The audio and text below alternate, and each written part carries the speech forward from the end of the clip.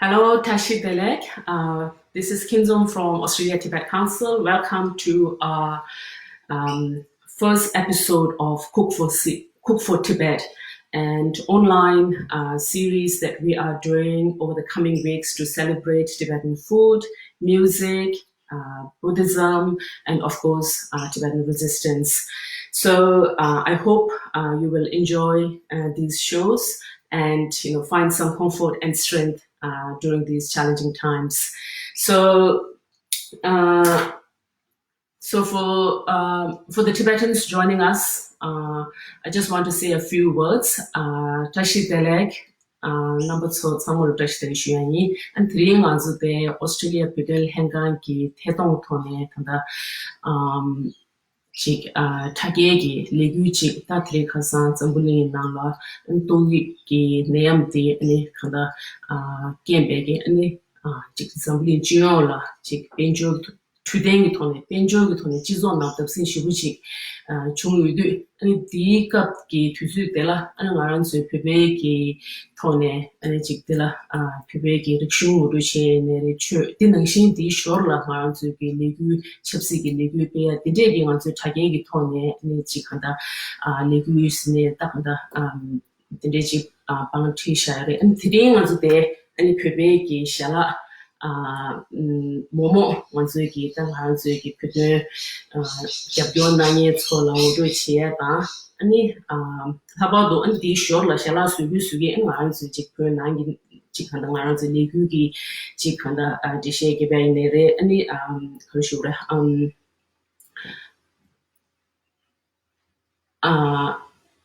ani ngaran zu legu ki tola ke dishe chik tinde ki ngaran chik tri kyugap sinche ndel chabani andenge inji na chik kepshe ki khansna ngaran zu de tange khali de thong gudo Okay, so thank you for your patience. I just wanted to say a few words in Tibetan at the outset. So what is going to happen today? I hope I can finish this whole thing in around 40-45 minutes. We are going to make momos.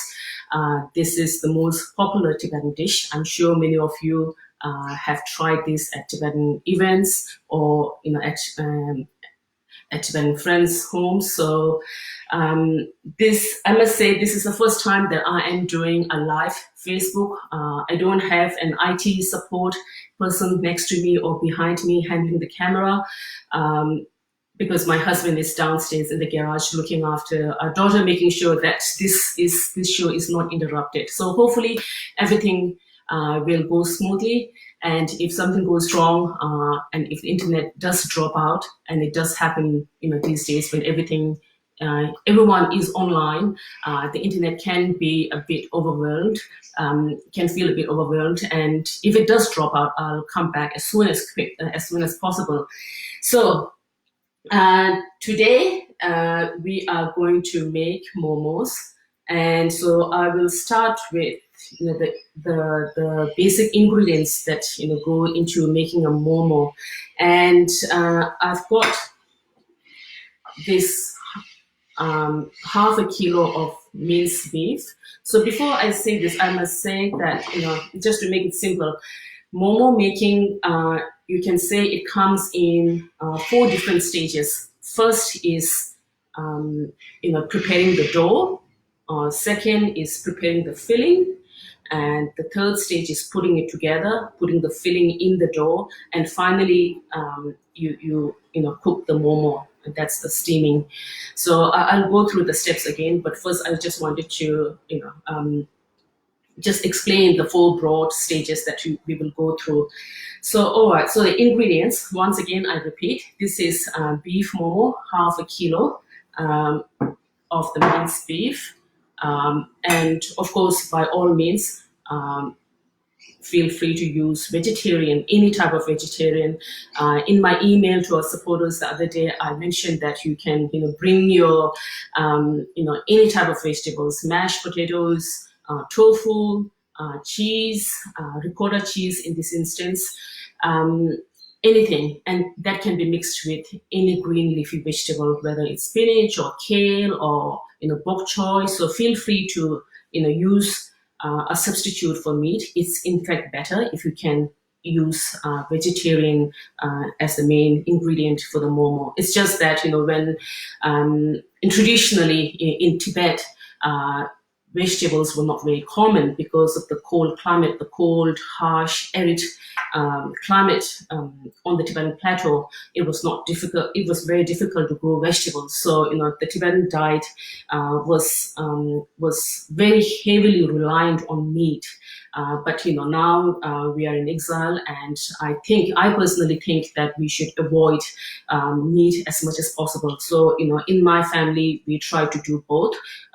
So please, if you can, try to eat vegetarian. All right. So for today, I'll just go with meat because that's what most people are familiar with when it comes to making momos. So half a kilo of beef mince. This I've chopped the vegetables just for the purpose of this show and to save time. And this is half two medium-sized onions chopped. So I'll put it here.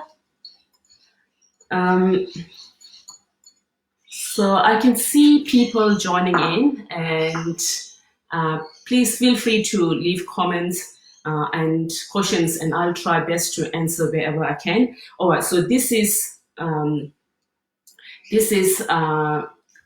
chives, garlic chives. So I like putting a lot of green vegetables. So I've used two medium-sized bunches of garlic chives. Now I also like to put ginger. Ginger, as you all know, is very good for health. So this is a small piece of ginger, let's say roughly 4 to 5 centimeters. But of course, depending on your taste, your preference, feel free to use a big or small. It's really up to you. So there goes the ginger. And then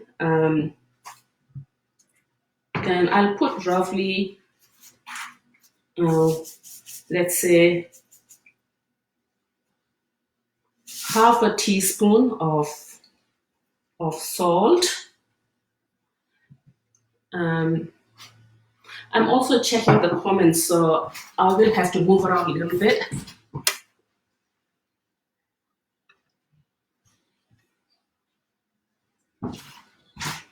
All right, so I've got the minced beef, the chopped onion, the chopped garlic, and the ginger. So let's mix this. So this is the filling for the momo. And some families, some Tibetans like to add soy sauce. I do that sometimes, but you can have the soy sauce as a dipping sauce afterwards. So let's mix this up nicely.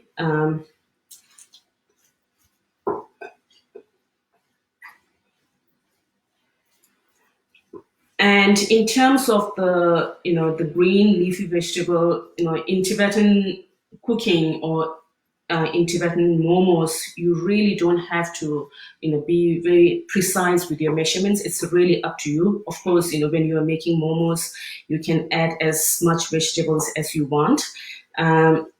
So all right, so I'll just leave it here and show you how to do the dough. And in fact, I should have done that first, but this is all new to me, and so I'm getting slightly mixed up. But never mind. So this is roughly 300 grams of flour. So this is wholemeal flour. It's actually atta. So you can use the plain all-purpose flour, but of course wholemeal flour is a much healthier option. So again, in most Tibetan families, we are used to using the white plain flour, the whole all-purpose flour, but atta or the wholemeal. This is the Indian wholemeal flour, and it's soft and it's very healthy. So I like to use atta the wholemeal, the Indian wholemeal flour for momos. So for roughly, let's say 300 grams of the flour, you add, let's say 1 cup. I've got 1 cup of water, which is, let's say, around 250 milliliters. So I won't put the whole water straight into the flour.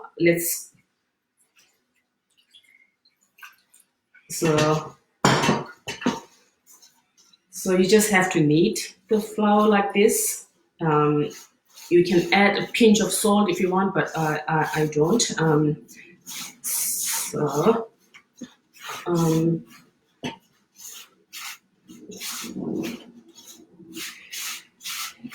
I can see that people are leaving some comments. So hello everyone. Hello to everyone who has just joined in. This is all new and interesting, so let's hope everything turns out well. So I think I'm getting there with the water quantity. So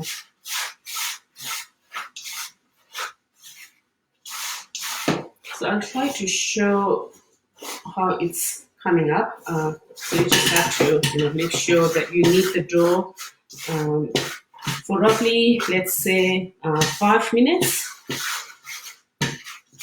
And while I'm doing this, I just wanted to talk about the Tibetan restaurants while I remember this. For those of you living in Australia, our community is growing bigger. Australia, as you know, is home to around 2,500 to 3,000 Tibetans.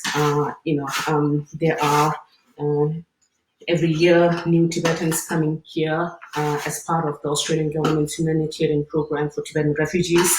So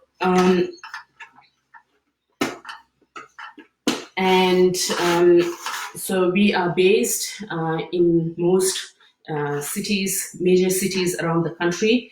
Of course, Sydney has the largest community, and most of the Tibetans who are living in Australia are actually former political prisoners. People who have come to Australia after experiencing torture, imprisonment at the hands of the Chinese government in Tibet.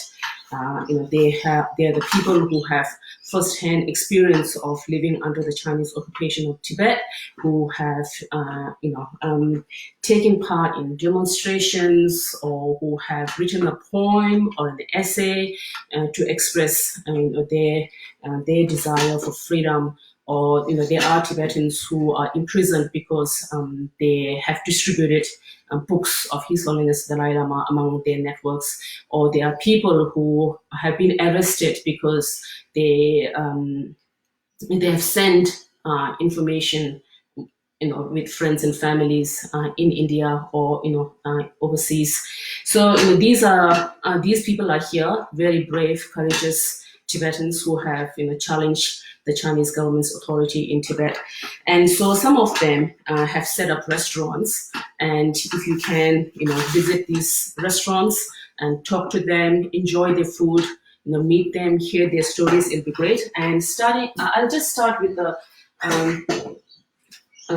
some of the bigger cities. So I've got this dough. It's I think I put a bit too much water. So yes, be very gentle on the water quantity. Just put little at a time, but don't worry too much. If it is too, if you think it is too smooth and too wet, you can actually add.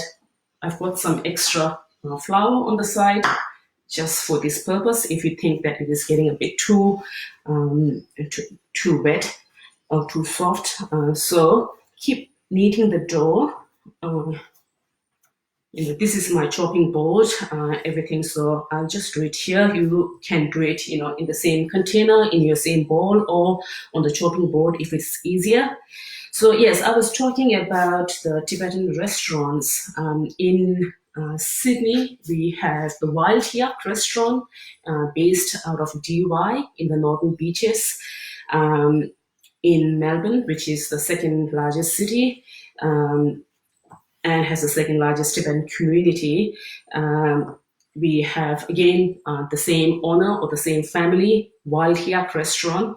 And then there's another Tibetan family running a restaurant called Shimbo. I think that's also in the inner city or inner city Melbourne. I've been to the Wild Yak restaurant in both Sydney and Melbourne. Beautiful food, beautiful hospitality. So and I want to take this opportunity to thank them for supporting ATC's work. Likewise, in Brisbane, which also has a small Tibetan community, as far as I know, there isn't a Tibetan restaurant. Actually, there is a Tibetan man who runs a very popular Momo truck at the West End Market. So please, if you're in Brisbane, if you'd like to taste some momos, real authentic Tibetan momos, go to the West End Market, farmers market, weekend market, and there is a Tibetan Momo truck operating out of the West End Market. But in Brisbane, I also want to give a shout out, a very special shout out to someone who has been very generous to Australia Tibet Council and our team there and our members there, and that is Kamala. Kamala at the Himalayan Cafe. Thank you so much for your support. Kamala is of Tibetan origin from Nepal.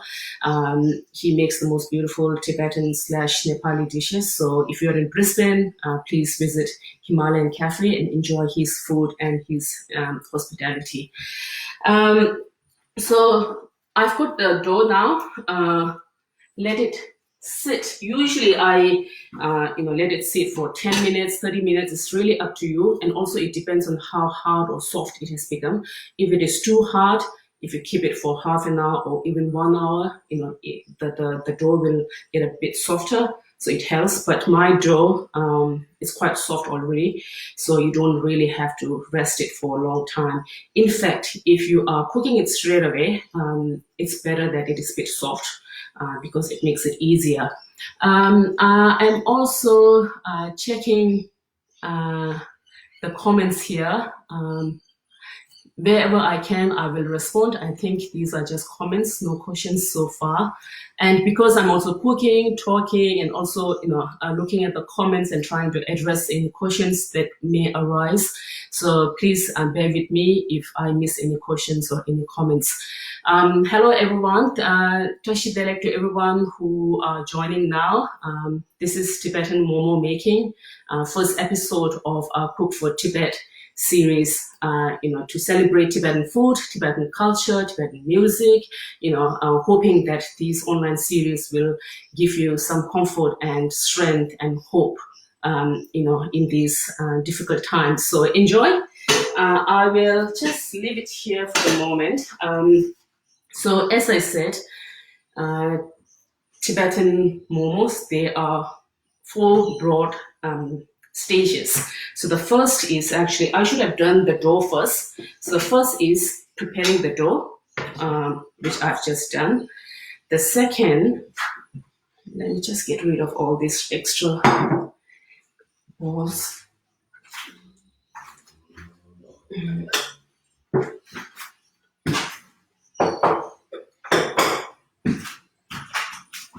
Okay, so the first stage is done, which is making the dough. Let's cover this with a tea towel and keep it here for the moment. That's it.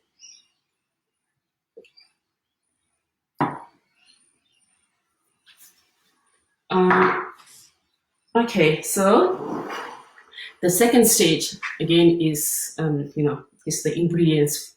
Preparing the ingredients. This is the minced beef with onion, chopped ginger, chopped garlic chives, and some salt and some ginger. It's really up to you what you want to add. You can add green spring onions or shallots. You can add coriander. You can add anything, so it's really up to you. Tibetans mostly, they will just do, the meat and the onion, and of course the salt and the ginger, and some soy sauce as well. As I said earlier, for those who are joining in just now, please feel free to use vegetarian to make this momo, whether it's potatoes, in which case you have to boil them, let it cool down before you mash it up, or tofu, which is really good. You can mix tofu with cabbage or spinach, or whatever you fancy. Likewise, the Tibetan word for cheese is chura, cheese, and spinach is also a very popular combination. All right, so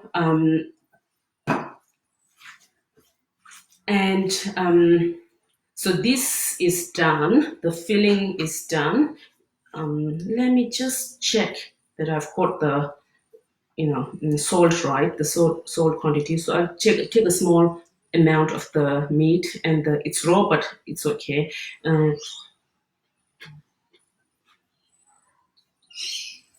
Yeah, this looks right. All right, so I've got the filling ready. So the third step is putting it together, putting the filling into the dough. So this is the third step. I hope some of you are cooking with me. So momo is a very communal activity. So someone said mixing celery with meat. Yes, actually I forgot to mention that celery is a very good idea. Mixing celery with meat gives pleasant flavor, which I do all the time while making momos. That's an excellent idea, Sherab Thundubla. So yes, all the Tibetans here watching this show, feel free to share your favorite combination of momos, so that our friends can also take some inspiration. All right, so it's taking a bit longer than expected. As you know, I'm not a professional chef, so I haven't really done this before. But that said, I love cooking. I am a passionate home cook, you can say.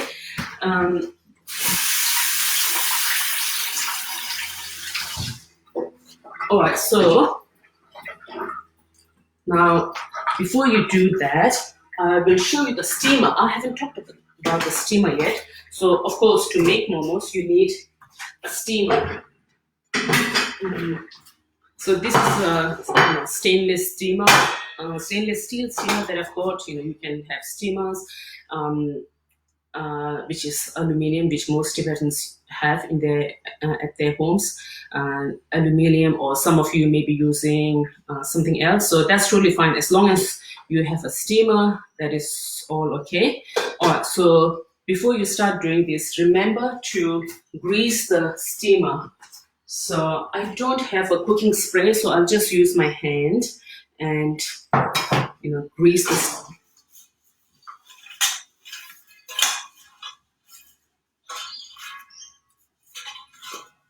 John Walker just said, thank you for sharing the recipe and Tibetan culture with us all. You are welcome, John. I hope you're enjoying this. So momo making is actually a very, it can be fun, because it's a very communal activity. Everyone in the family can chip in. As you can see, there are a few components involved here, and there are a few stages. So everyone, mom, dad, the children, the grandparents, everyone can chip in. That's what used to happen in my family and with most other families in the Tibetan community. And the Tibetan gatherings, you'll see 10, 20, 30, 50 people all cooking momos, preparing lunch or dinner together for our parties or for our weddings. All right, so I've now got the steamer nicely greased. So this is important. Don't forget that, because otherwise, the momo, when you put the momos here and after cooking, after steaming, you'll find that the momo has broken. So make sure that you grease the steamer. All right. So you have the filling. So this is now the third stage, which is putting it together. The momo dough and the filling, putting these two together. And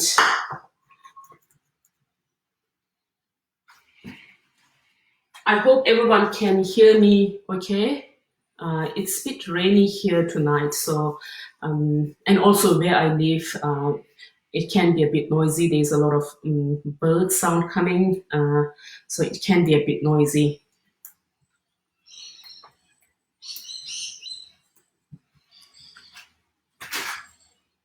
All right, so let's just go with 5 just to demonstrate. So you make small balls like this, and so basically, it's really up to you whether you want to do it this way. When you are doing it for the first time, you may like to do one by one, or just roll them with your hand like this. And just to demonstrate, I'm using 5 balls at a time. So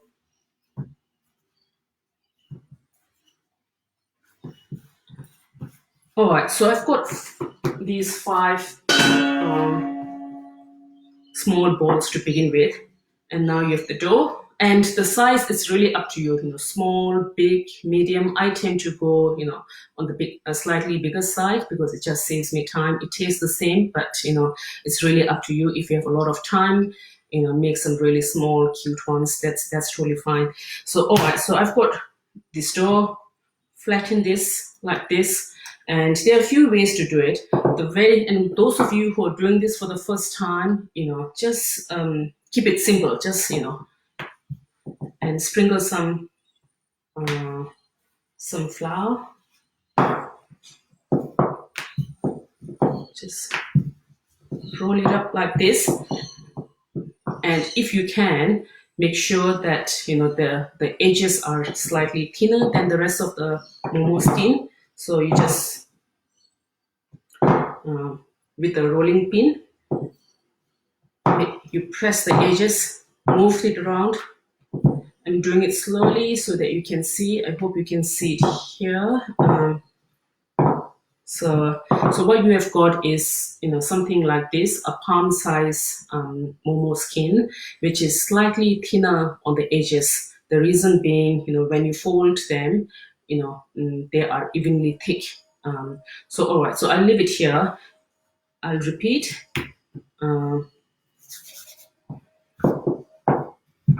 So this is just the simple way. And then make the edges a bit thinner, as I said. And if you can't do this, that's totally fine. It's okay. It's okay to just do it like this. And another trick that you can do is when you roll the dough, you kind of move it in a circular motion so that the edges will be thinner while you move the rolling pin in a circular motion. So try to do it like this. Don't press too hard. Someone is leaving a message saying, Jenny Tsewang, I'm enjoying watching you make the momos. Please go slow and demonstrate your tricks on how you fold the momos. All right, I'll do that. So, hello, Jenny.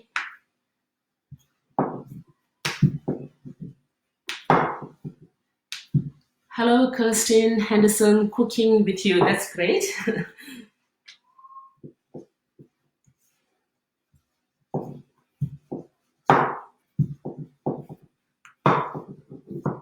Okay, so Tibetans will be, because we have been making momos for generations, will be really fast. So that's okay. Momo is all about practice.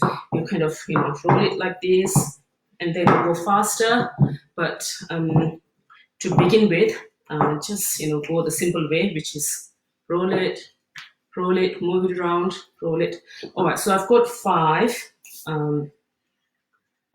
Let's now do the next stage, which is I will need a teaspoon. All right. Okay, so grab a teaspoon, hold the skin, the momo skin here, and also, yes, I must mention that Tibetan momos. What is different from Tibetan momos? I mean, what makes Tibetan momos extra special is it's very juicy. So remember to add few drops of water into the mix, into the ingredients here. Because I washed the garlic chives just before the show started, I kept some water in the garlic chives bowl, so there is a bit of water here.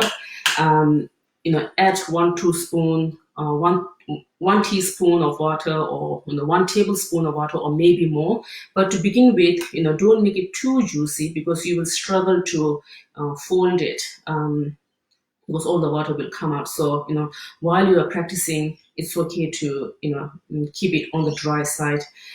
All right, so I've got, 1.5, let's say, 1.5 teaspoon. And all right, so I've got here, I'm checking my mobile phone as well if someone is leaving a message, so I will try not to get distracted. All right, so we have the momo filling and the momo skin in the size of roughly the size of your palm. It's really up to you how big or how small you want and the momo to be. All right, so once you have this, first step is to, using your forefinger and the thumb, pinch the 2 edges. Again, I will do a very simple fold just to practice. So Tibetans can do quite elaborate momo shapes. So I'll do just a simple one, and then as you progress, as you practice more, you can start to make more elaborate designs. So to begin with, pinch the 2 edges. Then you have the how do you say, the upper. You have the upper edge and the lower edge. All right, so the upper edge, make a fold, pinch the 2 edges, make a fold of the upper edge. Maybe I should do that. Pinch the 2 edges, make a fold of the upper edge, pinch the 2 edges. Again, just repeat the pattern. Make a fold of the upper edge, something like this. This is a very basic, simple design. Mandy, hi Mandy. Yeah, I know this is the part that scares me. Yes, I know. It just takes practice, so go easy on yourself. Momo making takes practice. Like anything, you have to practice, and just enjoy the process. It doesn't have to be the perfectly shaped momo. Just enjoy. All right. So again, fold the 2 edges, pinch the 2 edges, make a fold of the top or the upper edge, fold, pinch the 2 edges, make a fold of the upper edge, pinch, make a fold, upper edge. And this is the easy part. This is the easy shape, the donkey shape. And then you also have the round shape. There are 2 shapes, different shapes in momos. For tonight's purpose, for the purpose of this video, I will just go with the easy one. But at Tibetan homes and Tibetan parties, you will also see the round momo. But let's just stick with this for today.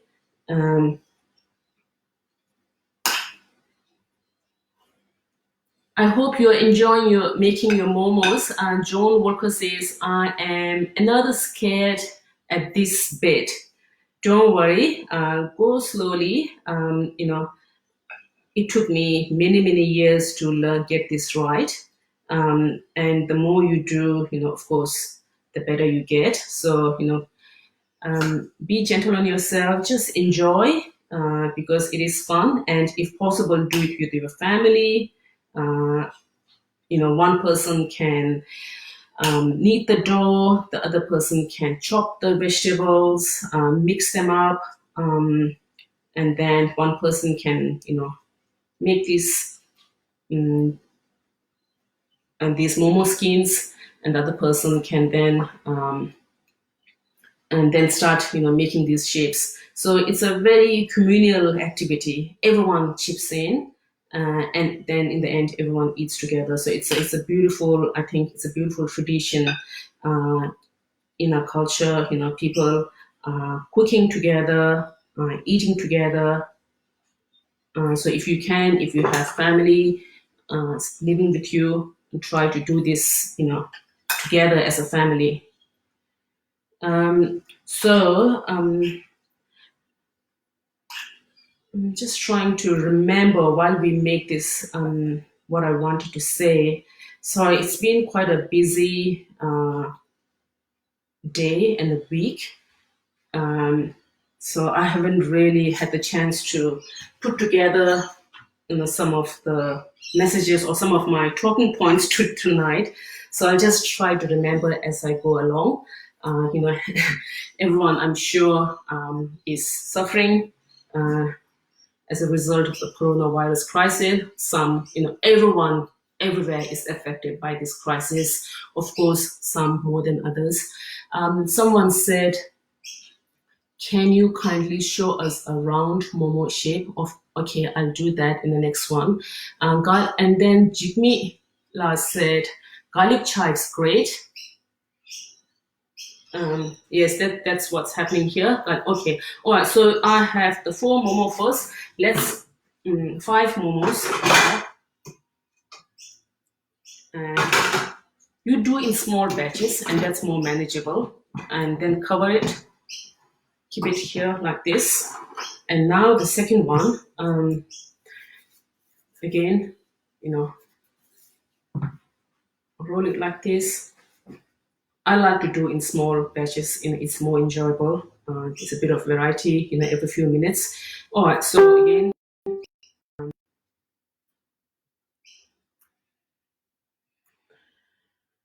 someone said cabbage is also very good. I totally agree. It's very good. Hello Ishi, I can see you. Hello Tomo, I can see you here. Touch the leg. And someone said, Mitoko Arabi. So I have just to come around to check your messages because this is blocking the view. Someone said, how about the sauce? What do you use? All right, so yeah, that's in the next stage.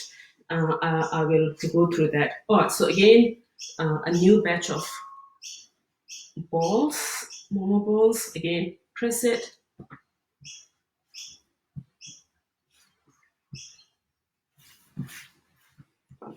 Again, keep it simple. Do it like this. And then if you can, make the edges slightly thinner. And the rest. And in the next round, I will actually show a much easier version. It's a very lazy way of making the momo skin.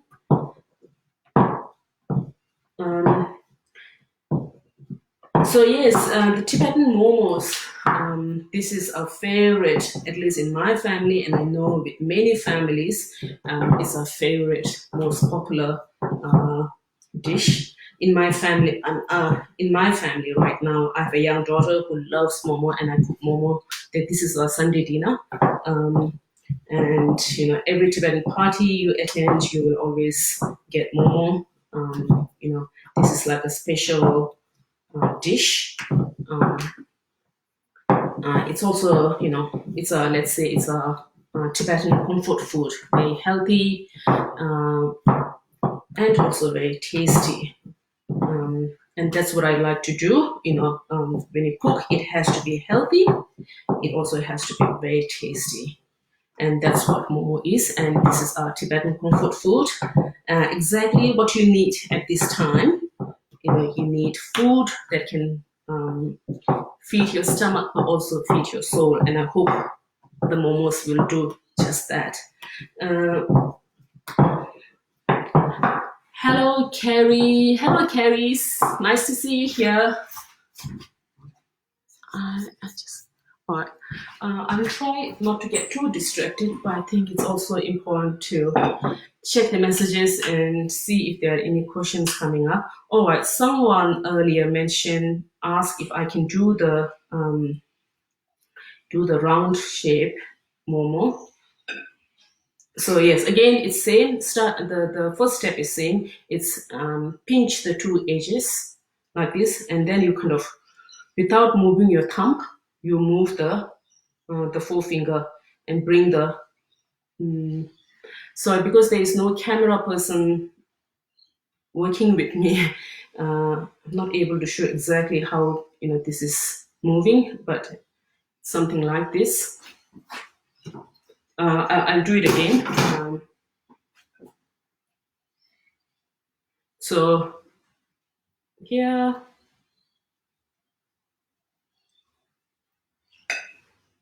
Right. Again, if you are a starter, just try to keep it simple. Maybe less is easier because, if you overfill, you'll find it a bit hard to manage when you do the folds, when you do the pattern. So again, pinch the two edges and without moving your thumb, just, move your forefinger around like this, bring the fold, don't lose sight of the first pinch and yes, pull it together.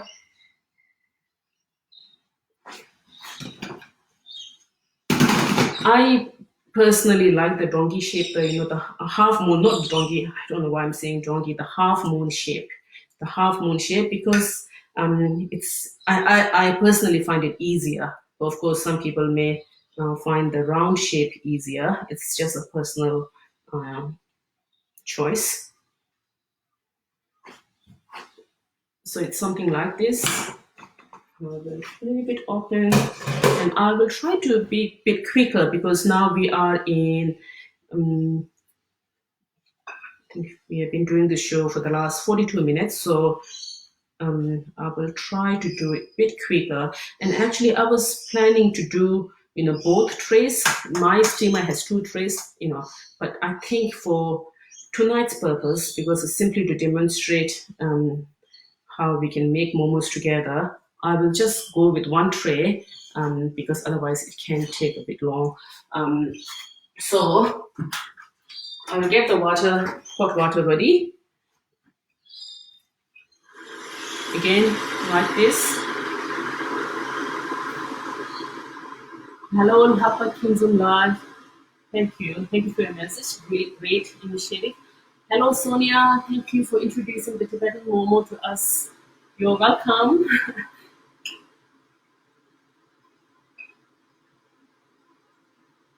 Like this.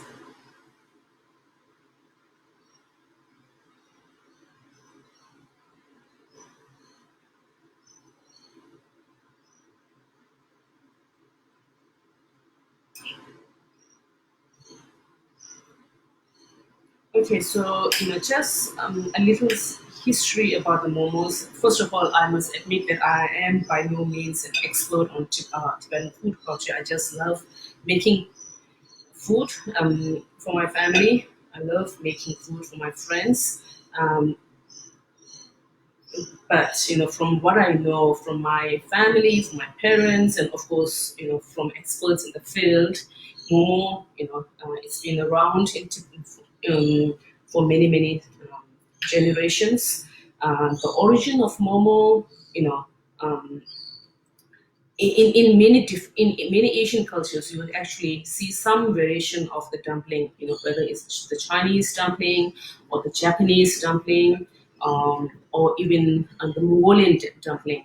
And as far as I know, I think the Tibetan momo, if you trace its origin, I think it can go back to the Mughal culture or the Mughal food culture. The Mughal Empire, as you know, at one stage was perhaps the most powerful empire, that has controlled huge territories across the world, and it used to be a very multicultural, multi-cuisine kind of a society, and because at some stage, many centuries ago, the Mughal Tibet also came under the Mughal Empire, and I think it originated from that period many centuries ago. But of course, the Tibetans, as part of our cultural, let's say, exploration, we made it our own version of momo. And so yes, now this Tibetan momo is very much a Tibetan dish. Nowadays you will see the Nepali version of the momo, and I think they put spices, curries, the Indian spices in the momo, in the filling. Personally, I prefer a momo without the spices, perhaps because that's what I grew up in. I'm used to this taste. So I just like food simple, less the more, so to speak. So all right, so let's do one more batch. Actually, I'll just get rid of this, sorry, because I wanted to show a very lazy way of making momos for those who don't want to, do the little balls and the little rolls. So what you do is do this like a like you make roti. If you do, that is, not many people do, but Indians and Tibetans, we like to make roti. The Tibetan word is pale. Indians, of course, will make rotis. They're very good at making rotis. So you just do it like this. Make a big roti. Let's say it's not the most round thing, but it should do.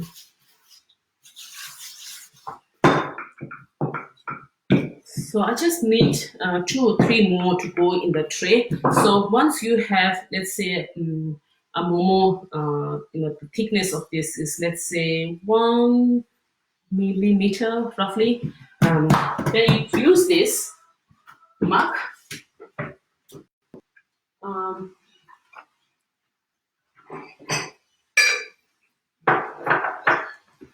I'm using this glass, and just do it like this.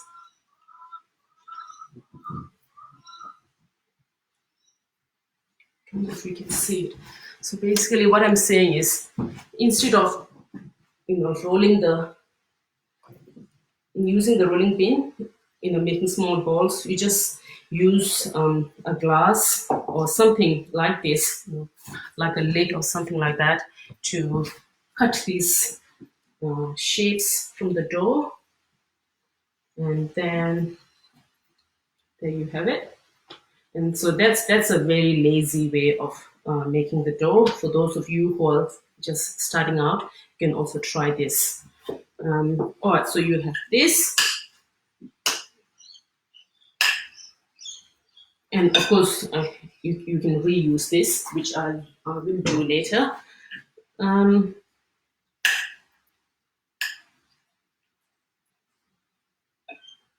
All right, so again, let's go back to the half moon shape momo.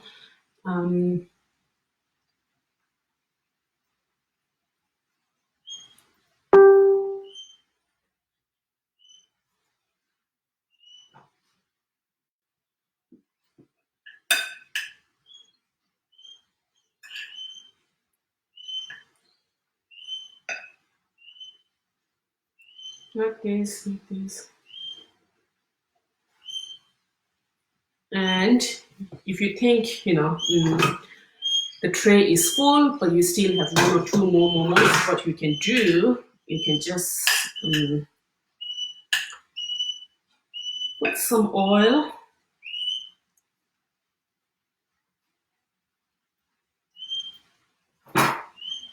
Put a few drops of oil on your palm. Just oil the bottom skin and put it like this so that it doesn't stick with the rest of the momos. So it's just the last 2 momos that I wanted to get there before we start cooking, before we start steaming. So tonight, just for the purpose of this session, I just want to use 1 tray because otherwise it can take a long time. We are almost running into 50 minutes. So all right, so now we have, I hope everyone is familiar with these first 3 stages. First is making the dough, then preparing the filling. You can use anything pretty much, but of course you need something soft to, something sticky to, put it together, and then preparing, making the momo shapes. Now once you have this, it's the next stage is steaming the momo.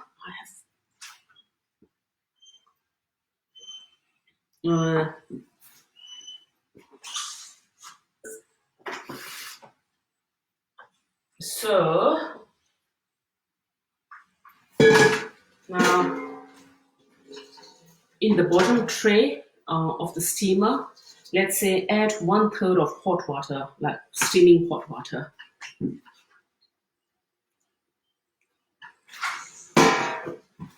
Hello, Tashkala, to everyone who has just joined in.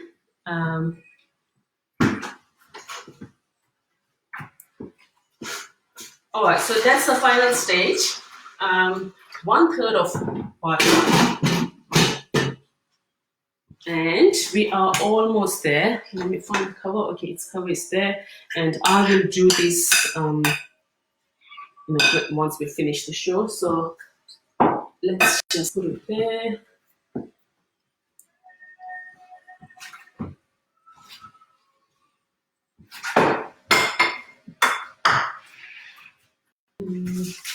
And yes, someone earlier said if they are going to get a recipe for the chili sauce, and yes, of course, you're going to get one because Tibetan momo is incomplete without the chili sauce. So I am going to make the chili sauce. Do I make that here? So while the water is boiling, it has to be boiling hot.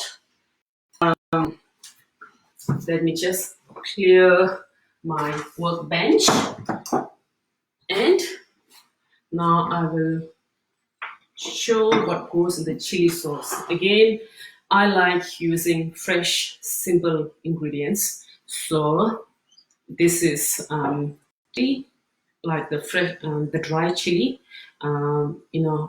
Soak it in water for half an hour or 1 hour. It's really up to you. It doesn't matter how long. So just soaking it in water makes it easier to blend. So you have this chili, and then I put lots of coriander in the chilies. So coriander, mint. I also love mint. I grow this in my vegetable garden. So mint is a very generous herb. You don't have to, and it's a very resilient herb. You don't have to, it doesn't need a lot of care. And it grows throughout the year. So it's a very easy herb to grow. And then, of course, the garlic. Someone said use mint and garlic. Yes, that's exactly what I'm doing. So, all right. So let's. So I can see that the water is boiling. So you put this tray, the bottom tray, and let's steam it for 15 minutes. And because this is meat momo, we'll have to steam it for 15 minutes. On medium high, it really depends on your gas. Some gas, like mine is electric. I really don't like this electric gas. I prefer the gas. But anyway, this is electric. So if it's electric, I try to, it's a scale of 1 to 9. So I, let's say, usually keep it at 7. So on number 7, if it's an electric stove, for 15 minutes, and if it is a gas stove, keep it hot or medium hot or medium high, and let it steam for 15 minutes. And but if you are cooking vegetarian momos, then you can, you just need 10 minutes to steam the momos. All right, so that's done. So the momo is steaming. While it's being steamed, let's make the chili sauce. Chili, we need a blender. So again, with chili sauce, there are a few different ways. I like to keep it very simple, but again, without compromising on the taste. So let's say I've got this chili here. It's really up to you how much you want to put. I like coriander, so I put lots of coriander. Likewise, I love mint, so lots of mint will go in my chili sauce. And of course, garlic. And you can use the same water because you need some water to help it blend, and salt.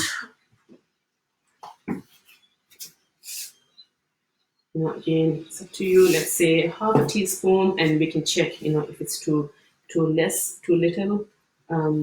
Or let's go with that for the moment. And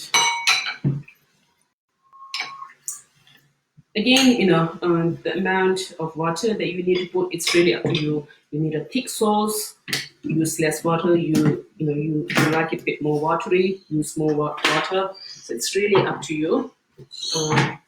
Likewise, with the quantity of herbs, it's really up to you.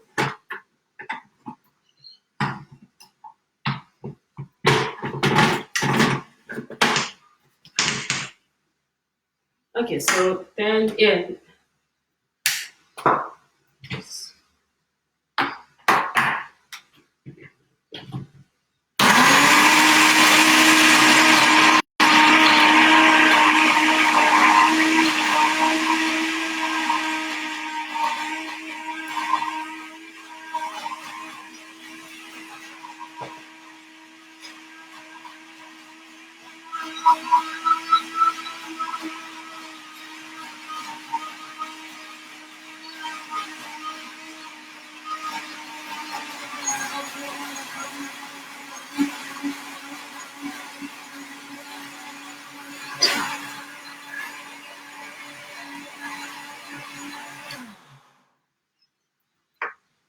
So that's it. That's the chili sauce. Because I put a lot of coriander, it looks a bit dark green because that's what I prefer. And put less green herbs, and it'll have a very different color. It should actually be red, but sorry, it's too strong. It's quite overpowering. I will let it sit there. So that's the chili sauce. That's it. You can try it also. Let me see if I have.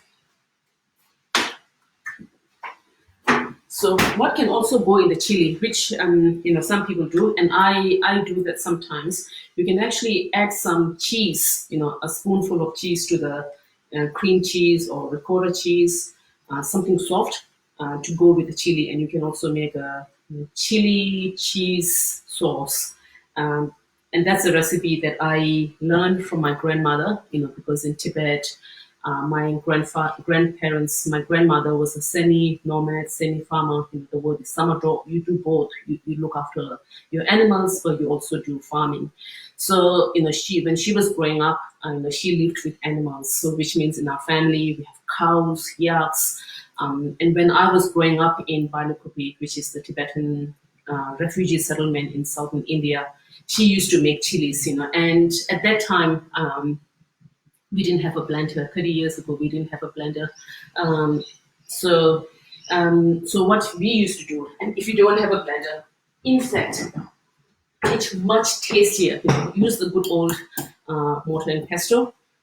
Put all the chili and the herbs, blend it with your own hand. And if you do that, actually, it's much tastier. I do that sometimes when I have a lot of free time. So instead of using the blender, sometimes it's also very tasty if you do it all together. And sometimes you can actually put tomatoes. I do that sometimes too. I have few different recipes, some with tomato sauce, some without tomato sauce. So that's the chili sauce. Let's wait for the momos. I think there are 9 minutes, roughly 9 minutes. So while we wait for the momos, let me check if there are any pressing questions that are coming up here. Hello, Tinzi Pinzola. Tinchola Tishdeleg. Namge Dola Tishdele. Tinzi Chigala Tishdele. Tinchela, it's so nice to see lots of old friends from my school in TCV, Dharamsala. Tinzilopsala Tashdele. Tinzilopsala said soup and chutney would be very nice with momo. Indeed, it is. So yes, I wish I have a bit more time today to make soup, but let's go with something very simple tonight. And as I said, this is an online series, and I am very excited to be announcing that next Saturday, Saturday evening, we have an amazing cook, another mom who has a young baby, nonetheless a very passionate home cook. So she'll be joining you here on Facebook, Sonamla from Melbourne, and her husband Tinzilopsala. Two of them will be sharing some of our favorite recipes. So right now we are thinking what best to share with you, but rest assured that it will be something very special and something very uniquely Tibetan. So I'm sure you'll enjoy that. So Sarah, hello Sarah, is saying some of the best meals I ever ate was prepared by Tibetan monks. Yes, that's so true.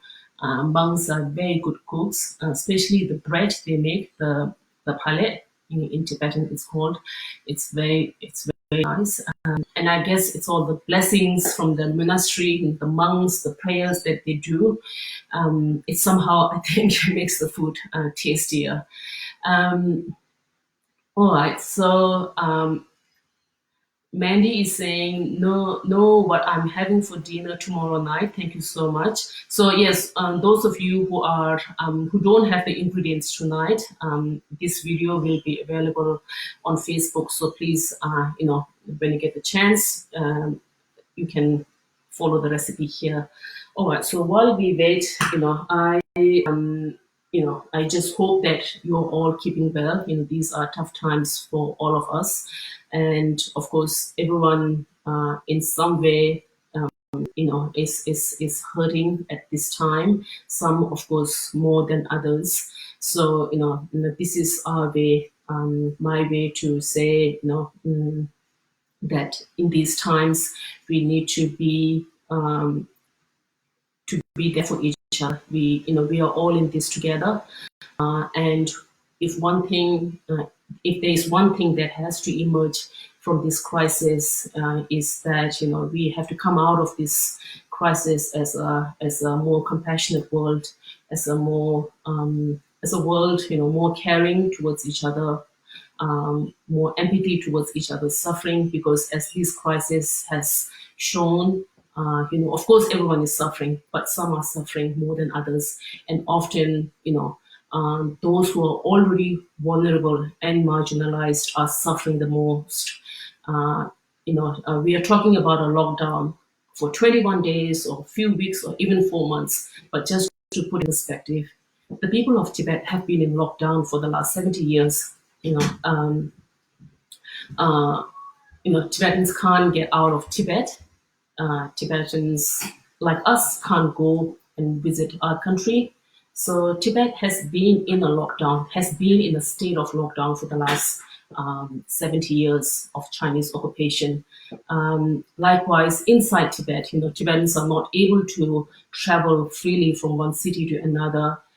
And what is even worse is, as we speak, there are thousands of Tibetan political prisoners, who are serving life sentences or who are serving 5 years of prison term or 10 years of prison term for simply asking for, nothing more than what we are enjoying in this free world, in this free country, freedom to practice our own culture, freedom to speak our mind, freedom to meet your friends and express your views. So, Tibetans have been in a state of lockdown for many, many years. So I hope, this context will, give you some kind of hope and context, and some, perspective. And, the coronavirus crisis, of course, right now, many of you may feel that, this is not the time to, blame each other, or I get that, I hear you, but ultimately, we have to come out of this this crisis as a more honest world. What is deeply troubling, actually 3 minutes, so let me finish this in 3 minutes. So what is deeply troubling about this whole coronavirus crisis is, how the Chinese government has handled this whole issue from the very outset. A responsible and honest government would not have behaved in the way that the Chinese Communist Party-led government had done. When the first virus, the coronavirus outbreak emerged in Wuhan, instead of trying to address the problem, they covered it up. They destroyed the samples. They silenced not the critics. These are the whistleblowers. The really brave doctors who are there to save the lives of others. Accusing them or accusing him, for instance, Dr. Lee, of spreading rumors in the society, and in the end, he had to give up his life while protecting others. So. And this is this censorship and silencing of dissenting voices. It's something very familiar to the Tibetans. And we have lived with the Tibetan Chinese. We have the first-hand direct experience of living under the Chinese occupation. And for people to really understand China, you have to listen to Tibetans and hear our stories, hear our experiences. So I'm getting a bit distracted, checking if there are any questions. So basically what I'm saying is that, and also what is deeply troubling is, as the virus spread across the world, in the beginning, the Chinese government was very keen to, silence people who were warning their fellow citizens and the government about the threat of this virus. And when it became a global problem, when the crisis became global, the Chinese government quickly switched its gears and tried to totally control the narrative and reshape the narrative, or rewrite the history of the coronavirus. And that is deeply troubling, and this challenge and this kind of approach must be challenged by all of us, by so I'm just waiting for this 25 seconds, and then I can show you my Momo, and hopefully you can enjoy that too.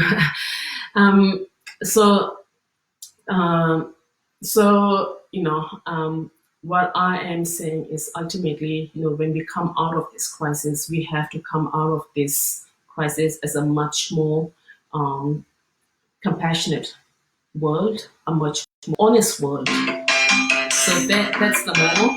I think it's a good way to end. Anyway, I will just stop this and let me just hold my thought for a moment. So the Momo is ready, and the trick is you give it a shake, give it a shake. Just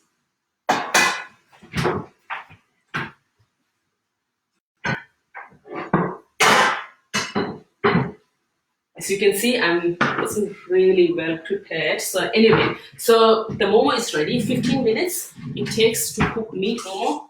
So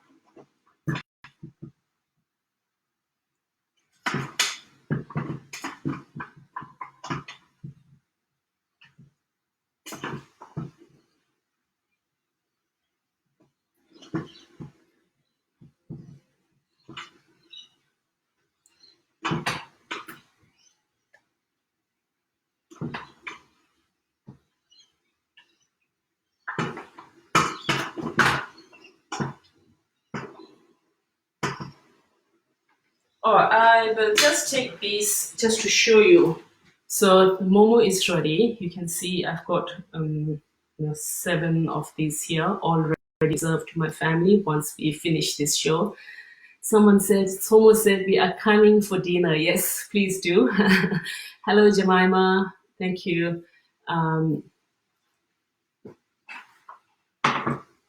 All right. So what I was saying is, so while the international community is grappling to manage this crisis, the Chinese government has jumped on the opportunity to rewrite this story about China, to rewrite this story about the coronavirus crisis.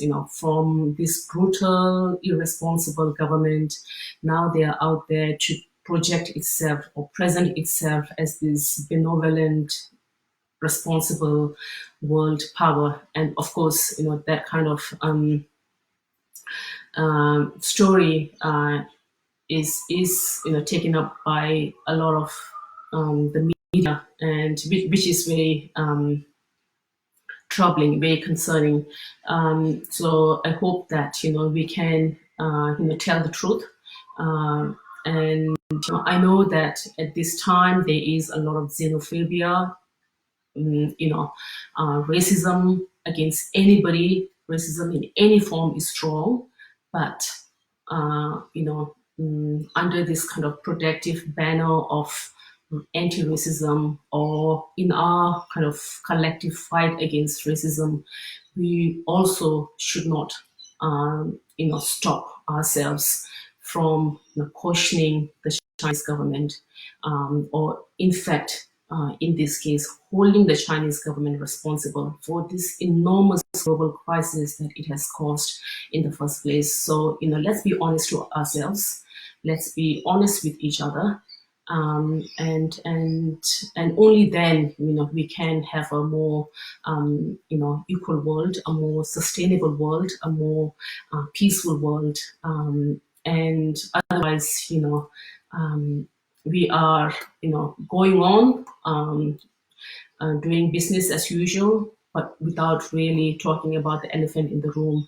So we really need to talk about China, and I hope that when this whole thing is over, and whenever that is, I hope that we can, countries around the world, governments around the world, examine or question its relationship with China. Because this is, as a Tibetan, I can say that, this is the most brutal and the most dishonest governments that many of us have seen in a lifetime. And at this time, the Chinese government, instead of saying sorry to its citizens for the enormous suffering that it has inflicted upon ordinary citizens, and instead of saying sorry to the international community, it has gone in a totally different direction, brainwashing people, lying, censoring topics, rewriting the course of this entire crisis. And that is wrong, and that is wrong on so many levels, and we must challenge that. So I won't go on and on because I know you have come here to learn how to make momos. It's Friday night. Everyone needs to wind down. I'm sure it's been a very difficult week.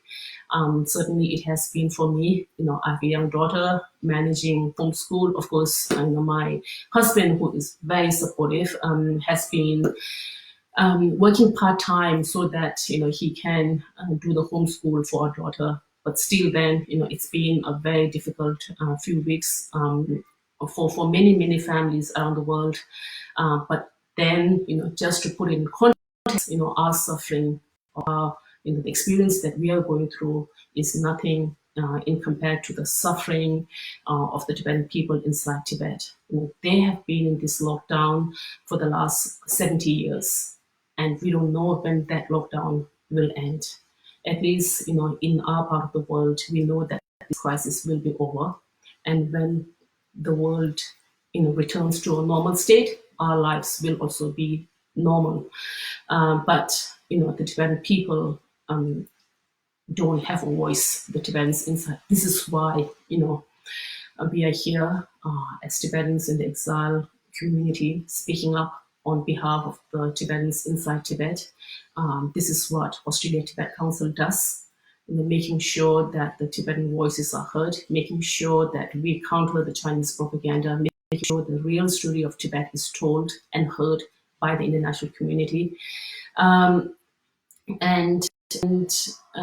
each one of us, someone.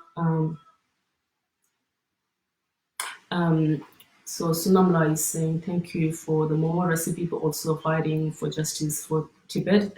Thank you, Sunamla. All right. So what I'm saying is, each one of us have the power to make a difference. And in spirit, I want to invite you to join us in our work.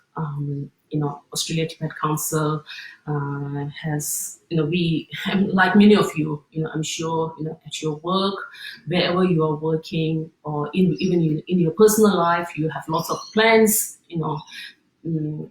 over the coming year, whether it's travel, work, business, family related, all these plans have to be put on hold because of this crisis. But then, the issue of Tibet must go on. Just because we have this enormous crisis in front of us, it doesn't mean that all other issues have become less important. All these issues, whether it is the Tibet issue, whether it is action on climate change, whether it is the justice for the indigenous people around the world, all these issues are as important as ever. So, of course, these are very strange times, unprecedented times. We are not able to do many things that we have planned, but, this is just as I'm doing today, this is me totally taking myself out of my comfort zone, speaking to you from my kitchen. Of course, the very thought of it first in the beginning really daunted me, but then these are unprecedented times, we need to make our voices heard and make sure that the Tibet issue, no matter what other crisis is happening out there, we need to make sure that the Tibet issue remains alive. And so what I was going to say is that in June we are going to have the Tibet Lobby Week. As many of you know that every year Australia Tibet Council has an annual Tibet Lobby Day where we take a group of young Tibetans from across the country, take their voices to the Australian Parliament in Canberra. And of course, that can't happen this year because the Parliament doesn't return to Canberra until August. But we need to, keep doing our work. So we are moving online. We are doing a virtual Tibet Lobby Week. We are going to expand instead of scaling down. We are going to step up. We are going to expand our work. So we are going to make our lobby day the lobby week of the year. And it will be done online. We will organize meetings with you.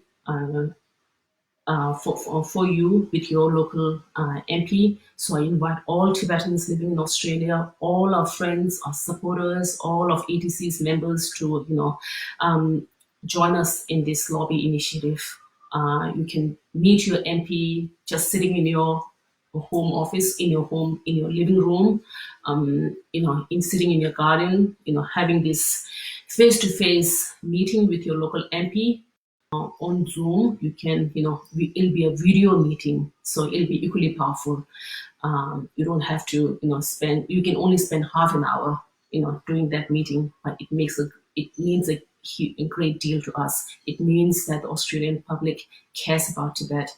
It means that the Australian public, people like you, want stronger Australian foreign policy on China. It means that the Tibetan voices are heard. It means that the aspirations of the Tibetans inside Tibet who are suffering under this brutal Chinese regime is being heard by our government, because this government, like many other governments around the world, has become an economic hostage to the Chinese government. So we need to speak up. We need to say that human rights can't be compromised. Our values can't be compromised in our in our relationship with China. So please join us. Join our Tibet Lobby Week, which is happening in the last week of June. We are hoping that members from across the country, will be meeting like this, in a video one-on-one, or it could be a group of you. So we will organize that. We will organize meetings online, video conferences, or video meetings with your local MP. See each other, ask him questions, ask her questions. Talk about your passion, why you care about Tibet, what you want your MP to do for you on the issue of Tibet.